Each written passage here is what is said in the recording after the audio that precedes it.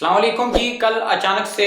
وہاب ریاض جو کہ پاکستان کے چیف سلیکٹر ہیں، انہوں نے ایک ہنگامی اجلاس طلب کیا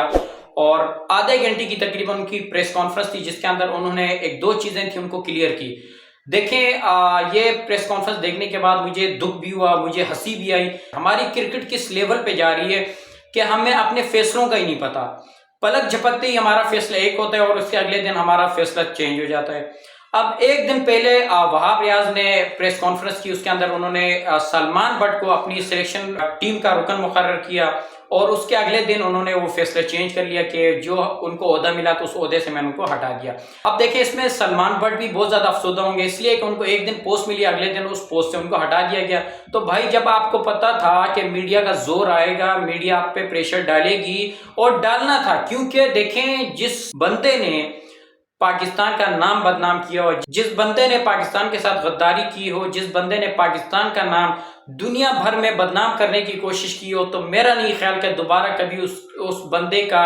ٹیم میں کسی بھی عہدے پہ نام ہو۔ اور یہ ہونا تھا۔ دیکھیں، جب یہ وہاب ریاض کو سب چیزوں کا پتا تھا، اور ہمارے جو ڈائریکٹر صاحب ہیں محمد حفیظ، اس وقت اپنی بیگم کے ساتھ وہ آسٹریلیا میں مزے لوٹ رہے ہیں، ان کو تو پتہ ہی نہیں ہے پیچھے کیا ہو رہا ہے۔ اپنی مرضی سے وہاب ریاض نے جو ہے وہ ان کو سلیکشن کمیٹی کا رکن بنایا، اور پیچھے سے جب ڈنڈا آیا محمد حفیظ کا، تو وہاب ریاض نے ہنگامی اجلاس طلب کیا اور اسی وقت جو ہے ان کو اس عہدے سے ہٹا دیا۔ اب آپ کو جب پتا تھا یہ سب چیزیں ہونی ہے، میڈیا آپ پہ اعتراض کرے گا، لوگ آپ پہ اعتراض کریں گے، تو آپ نے اس بندے کو اس پوسٹ کے لیے کیوں چنا؟ اب اس میں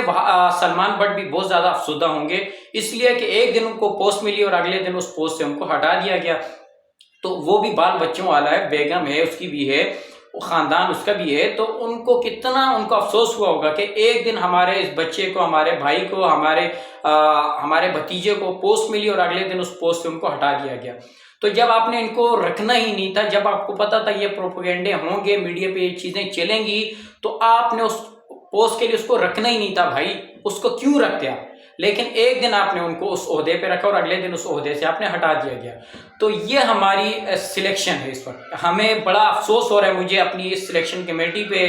ہمارے چیف سلیکٹر وہاب ریاض پہ، کہ ان کے اپنے فیصلے کا ہی نہیں پتا۔ ایک دن وہ ایک فیصلہ کرتے ہیں، اگلے دن اس فیصلے سے ہٹ جاتے ہیں۔ تو دنیا ہمارے پہ ہنس رہی ہے بھائی اس وقت، ہماری جو اس وقت سلیکشن کمیٹی ہے اس پہ تمام تر لوگ ہنس رہے ہیں۔ ہمارے جو پڑوسی ملک ہے بھارت، وہ ہمیں لے کے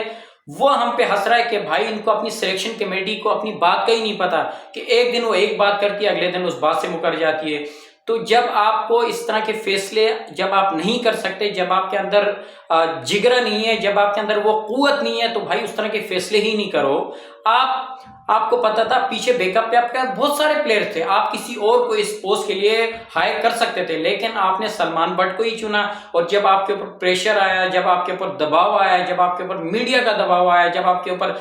پیچھے سے محمد حفیظ صاحب نے آسٹریلیا سے آپ کو کال کی، تو ایک دم سے آپ نے ہنگامی اجلاس طلب کیا، پریس کانفرنس کی، اور اس میں یہ تمام تر چیزیں کلیئر کی کہ بھائی میری کوئی دوستی نہیں تھی، اور میں نے ان کو اس لیے اس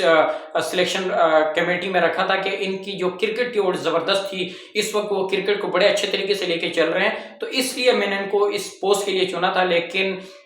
جو لوگوں کا دباؤ تھا، جو میڈیا نے پریشر دیا، جس طرح پڑوسی ملک نے ہمیں باتیں سنائی، تو اس کے بعد سے اس پوسٹ سے میں نے ان کو ہٹا دیا۔ تو بھائی جب آپ نے اس پوسٹ کے لیے اس کو چنا، تو پھر آپ جگرا رکھتے، آپ دل رکھتے، اور آپ اس فیصلے پہ ڈٹے رہتے۔ ایک طرف آپ کہہ رہے ہیں کہ میرا کوئی پریشر نہیں تھا، مجھ پہ کسی کا پریشر نہیں تھا، یہ میری اپنی سلیکشن تھی اور میں خود ہی اس پوسٹ سے ہٹا رہا ہوں۔ تو جب آپ کے پریشر نہیں ہے، آپ پریشر نہیں لے رہے، تو آپ پھر ایک بندے کو اس پوسٹ کے لیے چن رہے ہیں، تو اس پوسٹ سے پھر کیوں ہٹا رہے ہیں؟ یہ بہت بڑا سوالیہ نشان ہے وہاب ریاض صاحب کے لیے، اور بہت افسوس کی بات ہے ہم سب کے لیے کہ ہمیں پتہ ہی نہیں ہے، لوگوں کی کرکٹ اس قدر ماڈرن ہو چکی ہے، لوگ جس طرح سے زبردست قسم کی کرکٹ کھیل رہے ہیں، اور اس وقت ہمیں پتہ ہی نہیں ہے، ہم صرف جو ہے وہ کرکٹ میں